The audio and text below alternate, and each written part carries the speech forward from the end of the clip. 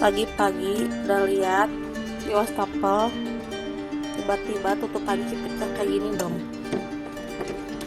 Lihat kabelnya bolong. Ternyata ada peluru nyasar.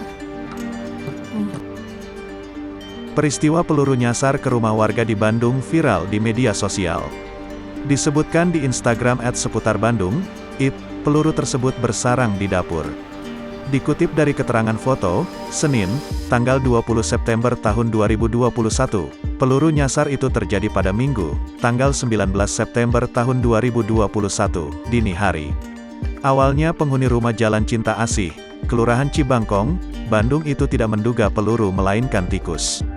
Sebab bunyi yang terdengar adalah suara pecah barang pecah belah. Ia tidak menanggapi bunyi tersebut. Setelah diperiksa, penyebab suara pecah itu adalah peluru di tempat cuci piring. Peluru tersebut tembus dari atas rumah. Dari video yang beredar, peluru tersebut menembus tutup panci kaca sehingga menimbulkan suara. Tidak hanya tutup panci, kuali juga bolong karena peluru tersebut. Peluru ditemukan di saluran pembuangan air tempat cuci piring. Tidak ada korban jiwa atas kejadian tersebut.